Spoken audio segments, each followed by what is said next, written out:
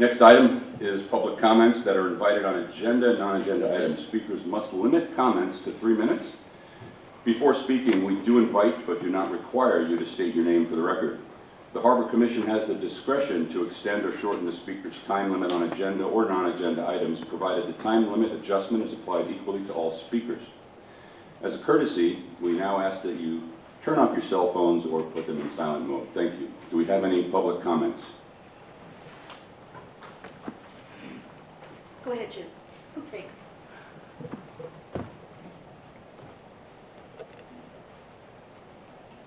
Chair Beard, members of the Commission, my name, as I think you know, is Jim Bowsher. I believe this happened too recently to show up in any of the agenda reports. So I just wanted to mention last night the City Council received and filed the Harbor Commission's objectives for the coming fiscal year. Technically, it does not mean that they approved them, but they are now aware of them because they were received on the consent calendar. And more importantly, during the same meeting last night, they approved the budget for the coming fiscal year, which you could find online if you search for the annual budget. And in that, if you look on printed page 175, you'll find a section devoted to the harbor.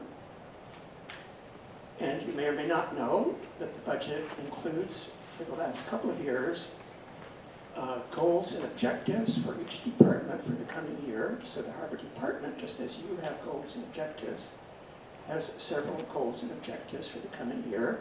If you look on page 176, you can find out what those are. And if you look on the following page, you'll find that the department has some performance measures by which their performance during the year will be measured, whether they accomplished those measures or not. I was personally surprised to see that one of the measures has to do with trash collection in the harbor, and it is estimating, as a result of the San Diego Creek trash interceptor, that the tonnage of trash collected from the harbor will go down from what it has been, which is about 4 tons per year, to less than half a ton, which to me would be a remarkably effective trash interceptor. So I will be curious whether that performance metric is actually met or not. And the other thing I want to comment on in it, on a much earlier page, gives an overview of Newport Beach. It's actually on printed page number 6. And this is a statement I've heard a number of times. It's on the About Newport page. It's going to be in the general plan that's going to the council for approval in 2 weeks.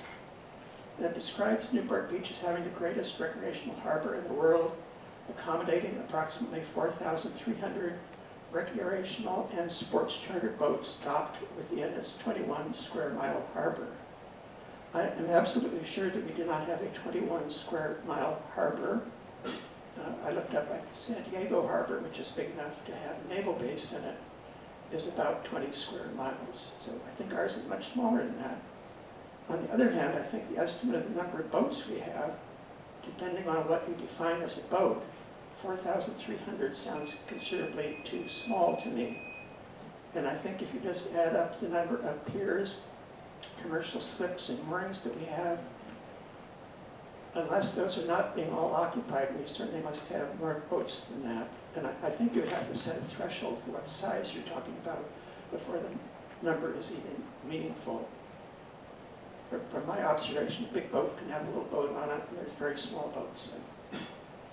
You have to say what size you're talking about. But the number, I think, is too small by any standard. Thank you. Thank you, Mr. Mosier. Any additional public comments? Please come up. Good evening, Commissioners. My name is Jaylee Hilkema, and I'm a mooring permit holder. This morning I made a public comment at the California Coastal Commission meeting. I asked the Commission to advocate on behalf of all recreational type lands permit holders and request that the City of Newport Beach adopt use of the State Lands Category 1 benchmark rate for recreational docks, piers, and mooring buoys in Newport Harbor to promote equity and protect public access. For too long, the city's management of the public tidelands has been unfair and classist. Mooring permit holders are overcharged, highly regulated, and treated like unwelcome second-class boaters, while those with residential pier permits enjoy the comfort of permit stability and the luxury of financial favoritism. I'm also a Newport Beach resident with a home a block away from the harbor, and in my neighborhood, private docks are separated from upland homes by a public right-of-way. Neighbors who are boaters use docks or moorings to store their boats when they're not in use. Most of us pay private parties to obtain our permits, and we pay fees to the city for our private use of the public tidelands. We're similarly situated users, but the city's rate and regulatory disparity is irrefutable. Only our user group has been threatened with a 300% to 500% fee increase and an end to our permit transferability. If the plan is resuscitated, it will be a costly operation for boaters of moderate means who are at risk of having their harbor access cut off. We suspect that the city wants our moorings so it can charge much higher fees for its short-term mooring license product. And since it wanted to raise shore mooring fees 1,000%, it's not a stretch to assume that it has plans for along the harbor's shore too. Those with residential pier permits should be leery of the city's actions against us, as many harborfront homeowners have no littoral rights because their properties don't abut the tidelands. The city argued that fact in Riddle versus Vallely, so one shouldn't assume that they have a vested right to own a dock in front of their home. It is a fact that private docks and single-point yacht club moorings are more convenient than our difficult-to-access moorings, yet we pay much higher tidelands fees than like users. The notion of fair share seems to have eluded our policymakers. Because there's a possibility that the city will be looking for a scapegoat if it's compelled to raise the rates of other tidelands users, I want to clearly state that we don't think residential pier rates are too low, but by comparison, mooring fees are too high. Thank you. Thank you. Any additional public comments? Please come forward. Seeing none, we'll move on to item 5, which is approval of the minutes from May 13th at the Harbor Commission regular meeting. We've received some comments from Secretary Scully and Vice Chair Marston. I'll open it to any other commissioners that may want to add to that. Commissioner Sorcha? Any public comments with respect to the minutes from the last meeting? Seeing none, I'll ask if there's a motion on the dais to approve the minutes with the changes suggested from both Commissioners Scully and Marston. I'll go ahead and make the motion to approve the minutes with the additional comments from myself and from Vice Chair Marston. So moved.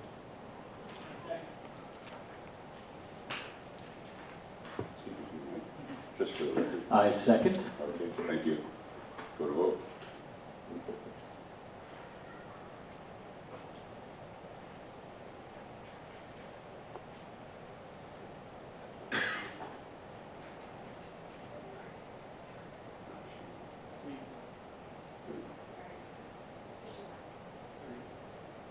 Yep.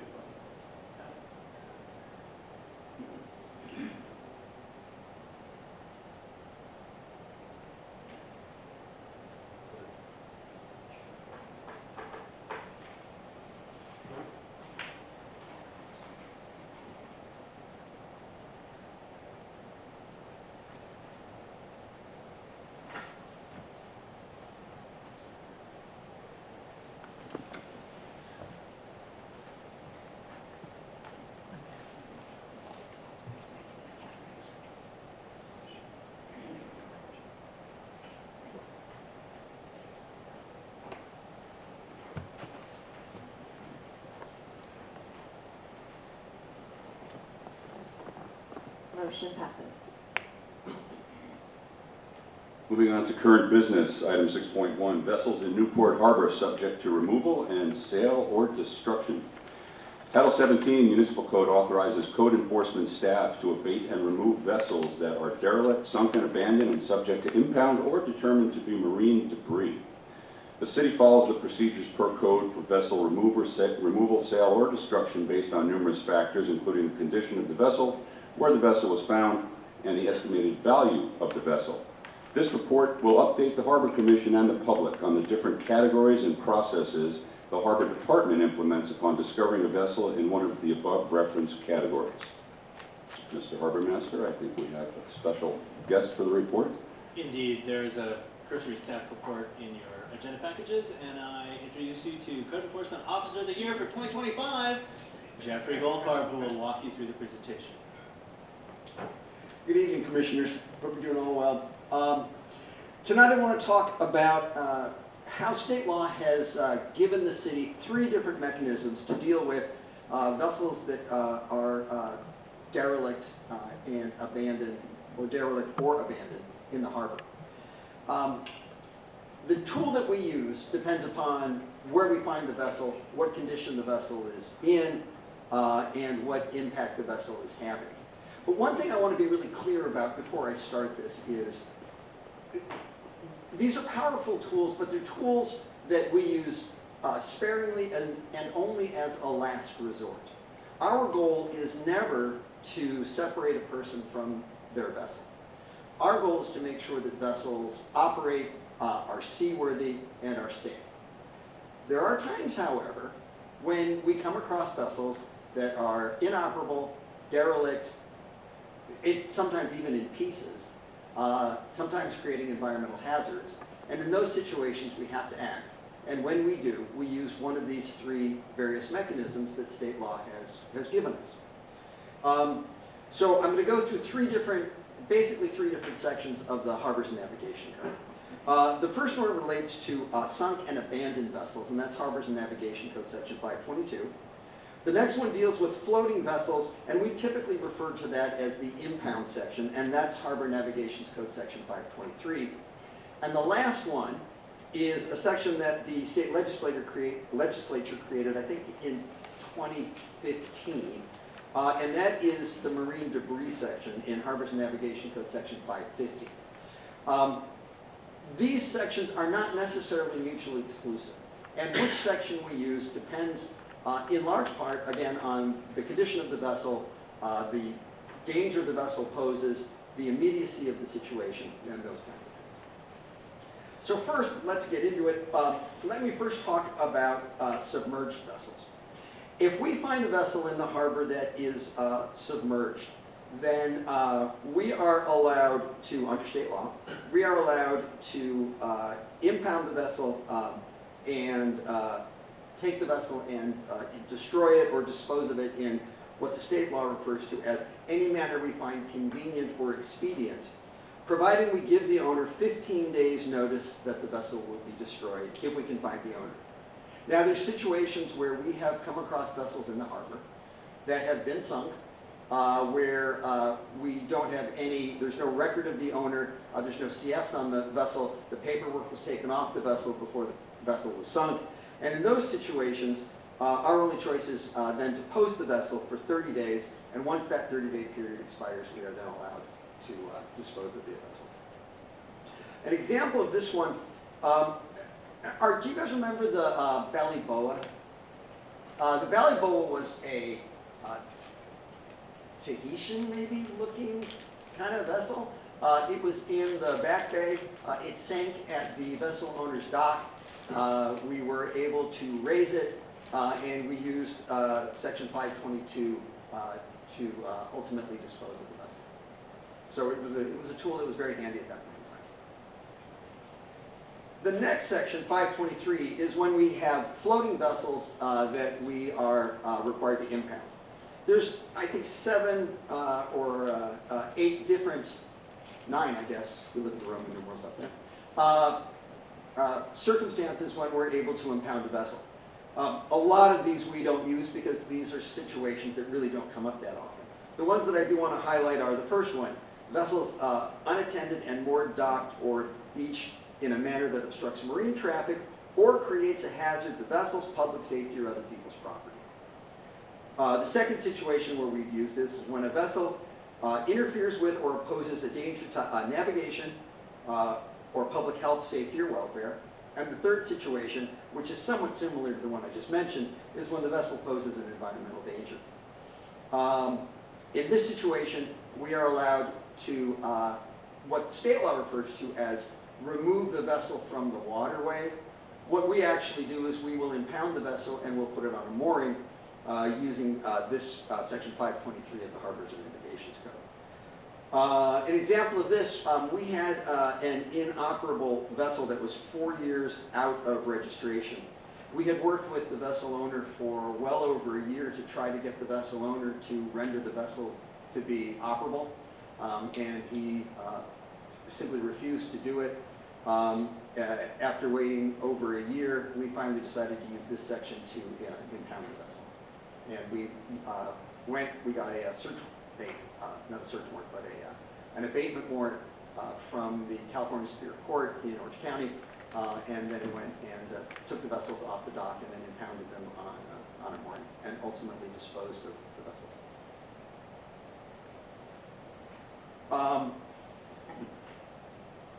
That section largely relates to taking a vessel off the waterway or impounding the vessel. There are situations where once we impound the vessel, we then have the authority to dispose of the vessel.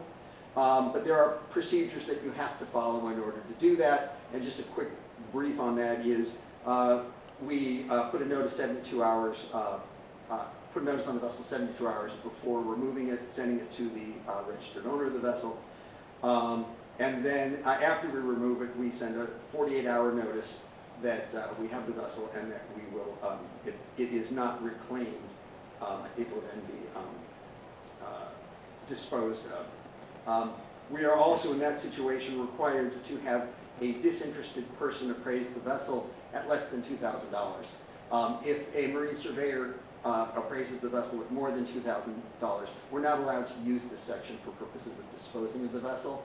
Then you're required to use the lien sale provisions in Section 503 of the Harbors and Navigations Code. The final one I want to talk about is the marine debris section, which the legislature gave us in 2015. Marine debris is a defined term in the Harbors and Navigation Code. And in order to use this section, we have to make sure that the vessel meets the definition of marine debris. And I'm putting that in quotes because it is a term of art under the code. Marine debris is an unseaworthy vessel or part that is not reasonably fit or, this is an or, so not reasonably fit or capable of being made fit to be used as marine transportation. We believe the word reasonably applies not only to fit for marine transportation, but the capability of making it be fit for transportation. So in that situation, it's our obligation to analyze whether, given all of the circumstances, the cost of rehabbing the vessel, where the vessel is, condition of the vessel, that kind of thing. We analyze all of those things to make a determination as to whether it could reasonably be made fit for transportation. In addition to the reasonably being made fit for transportation requirement, you also have to demonstrate that the value of the vessel is less than both the cost of removal and the cost of disposal of the vessel. So you figure out what the cost of removal is, what the cost of disposal is, add those two figures together, and if it turns out the vessel is worth less than that, and it's not reasonably fit for marine transportation or can't be made so, then you can consider it to be marine debris. One thing I do want to point out here is it doesn't matter if it's sunk, if it's floating, it just can't be seaworthy, and it has to satisfy the definition of marine debris. There are situations when we could conclude a vessel is marine debris and we would have to let the vessel sit where it is for 15 days. And that's when the vessel is not posing an immediate threat to public health, safety, or welfare of the environment. In that situation, we then have an obligation to send the owner notice that it is our intent to, if we can find the owner, it's our intent to remove the vessel. If we can't find the owner, then we put post a notice on the hull of the vessel. Now, there are situations where marine debris poses an immediate risk to the public, either public health, safety, or welfare, or to the environment. And in those situations, the law gives us the ability to immediately remove that vessel from where we found it. An example of that came up, I think, about 2 months ago, when a vessel came up, I think, in between the two piers. I think it was a McGregor 26, came up between the two piers, broke apart, and was on the beach. Because the vessel broke apart, because it was marine debris, and because of the risks it posed, we were able then to collect all the pieces and dispose of the thing immediately. Oh, April, okay, well done. April 18th.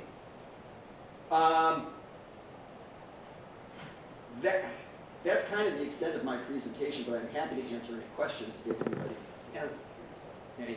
Oh, I didn't even touch these, did I? All right, here we go. This basically just recaps what I was saying earlier. Unfortunately, I don't have much in here in the way of interesting pictures. But I could make this available to you guys if you would like a copy, a hard copy of it.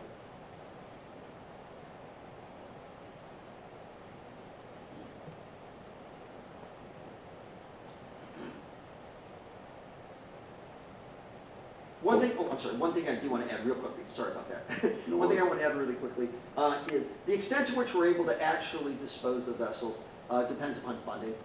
The state has created a fund for us to use for the purposes of vessel disposition. A couple of years ago, we got about $175,000 from that. Because of state finances, that number was cut drastically this year. Thank you, that was a great presentation, very informative. Regarding the grant funds that we get, that $175,000, a lot of that, doesn't it apply to certain vessel owners that electively want to have their vessels destroyed, or is that specifically for vessels that we ultimately, for lack of a better phrase, impound and set for destruction? So I'm going to go ahead and take that one because I'm closest to that grant. The acronym for the grant is SAVE, S-A-V-E, and that stands for Surrendered or Abandoned Vessel, and I'm forgetting what the E stands for, but vessel owners who no longer wish to care for or properly maintain their vessels can turn them into us, surrender them to us, and then we can use SAVE grant funds to have them removed and destroyed. As well, anything that's been abandoned, a vessel that has been abandoned in Newport Harbor or adjacent to Newport Harbor, that we make a first-class effort to contact and deal with the owner and have them take responsibility for it. But if we really can't, and it appears that the vessel has been abandoned, we can use those SAVE grant state funds for the removal and destruction of those vessels as well. And one of the requirements of use of that SAVE grant is that the vessel be destroyed. It cannot be auctioned. It cannot be given away. It cannot come back in any form. The hull ID number has to be destroyed, and we have to document the destruction of the hull ID number when we use those funds, so the state never has to deal with that vessel again. Thank you. How often does it happen that we have one that's abandoned, not voluntary programmed? Once a year, twice? How often do you say that happens? I'd say it's on the order of 5 a year. Okay, great.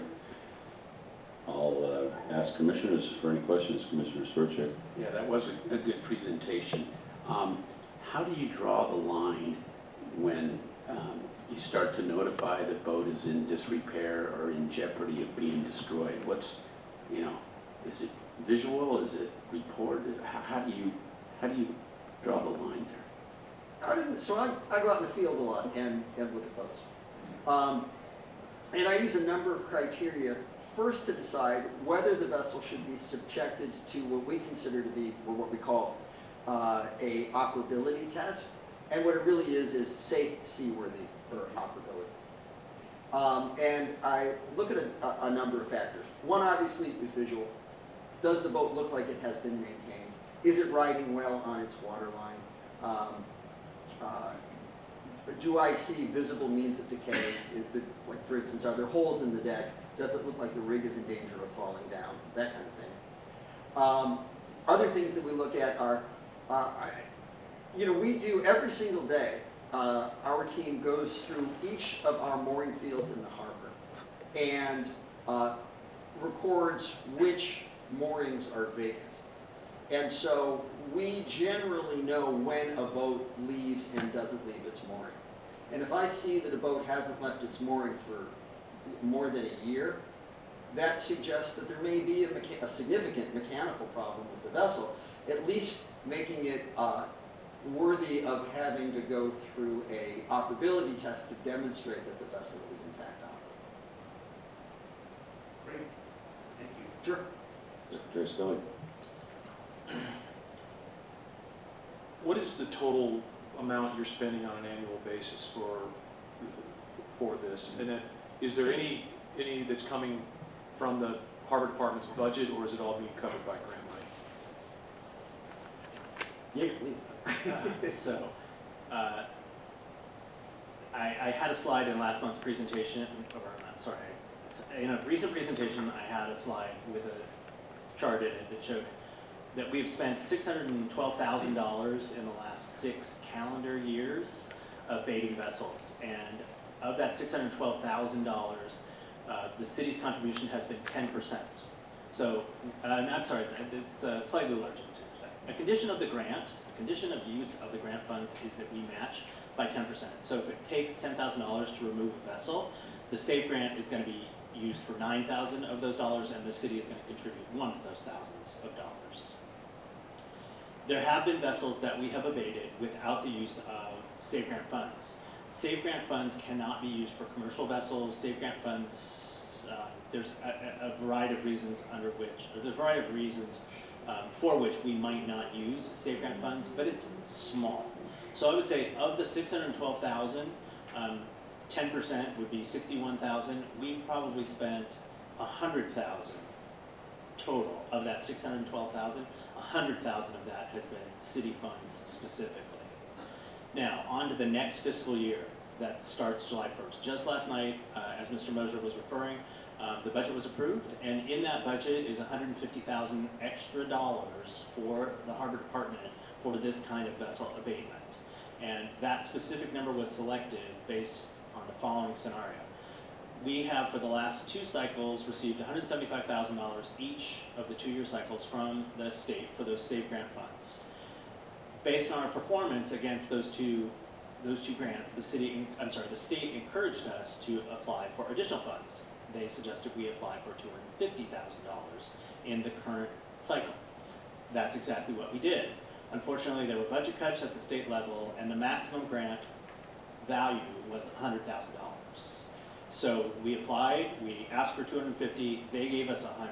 And we are the only agency in Southern California that received the maximum grant. There are 2 agencies in Northern California that also received the maximum grant, and everybody else got less.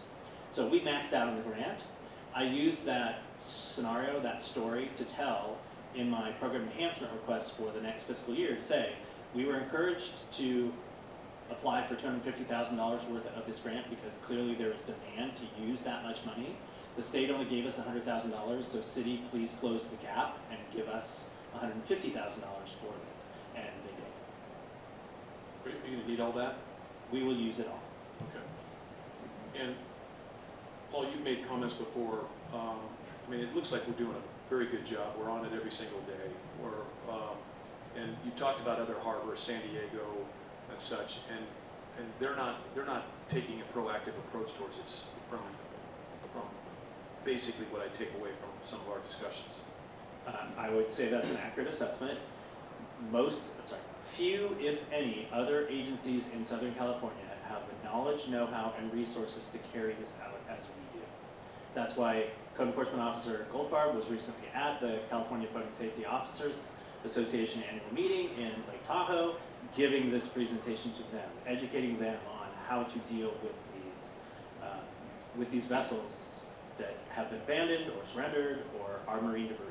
So we are educating our peers on this. We remain in Southern California the gold standard. Just final question, and I don't know to what extent the city does lobby or like work with the legislature or the federal government, for example, to push for more money and push for more visibility on this topic. Is that something that's doable, or does it not make sense? The city does lobby in Sacramento and in Washington, D.C. This task, this challenge, does not rise to the level of the lobbyists and consultants' time to, to consider and lobby for in either Sacramento or in Washington DC, we have successfully, mostly due to my colleague Cynthia's hard work and great skill, competed for the grant funds on our own and without support from any place else in the city. And our requests for the lobbyists and consultants' time to lobby on behalf of the harbor have been prioritized lower than is getting attention at this time. Understand. Thank you. Thank you. Commissioner Young? Commissioner Miller? I don't have anything. Okay. Thank Well, you, though. I don't either, but I would like to say to Officer Goldfarb, thank you for that presentation as well as all the service that you provide. Congratulations on your award. You know, our Harbor Master delivers a very comprehensive report at every meeting, and you out there in the front line, I have a feeling, are collecting a lot of that data, and your passion shows, and your work shows, and we really appreciate it. Thank you. My absolute pleasure. Do I have any public comments?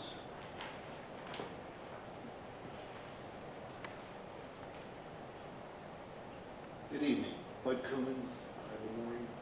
I'm just curious, I don't know if you can answer this, and it's not a challenge. I'm wondering, what happens, many of these boats that you impound and have equipment on board, anchors, stuff that are perfectly usable, what happens to that? Is there any way you can, like, offer it inexpensively to other boaters and I know then there's manpower, et cetera, it costs. What if you just said, this boat's going in a couple of days, have at it? You know, just, in other words, what does happen to perfectly good equipment? Mr. Cummins, please direct your Yeah. comments to the commissioners. If they want a question asked or answered, they will ask it. Sorry. That's okay. I'll allow our Harbor Master or Officer Goldfarb to respond if you like. It's optional. I'll just So it's a variety of things that can happen. If there is salvageable equipment aboard, once the vessel is in our possession, we can take it and we can redeploy it. We can use it for our own purposes. The anchors carried on some of the patrol boats have come in such fashion. Mostly what happens is the contractors who bid for the removal and destruction bid based on the equipment that's aboard and their knowledge of what its value is and their willingness to recycle, dismantle, et cetera, et cetera, et cetera. So mostly the value left in the vessel goes with the contractor who removes and destroys it. Got it. Thank you. Any additional public comments? Seeing none, we'll move on to item 6.2. That's a receive and file, no action necessary. Thank you again. Ad hoc committee updates. Several ad hoc committees have been established to address short-term projects outside of the Harbor Commission objectives. This is the time the ad hoc committees will provide an update on their projects. I'm proud to say that we've completed and closed all ad hoc committee objectives with only one remaining. That is the Balboa Ferry update that we get from time to time.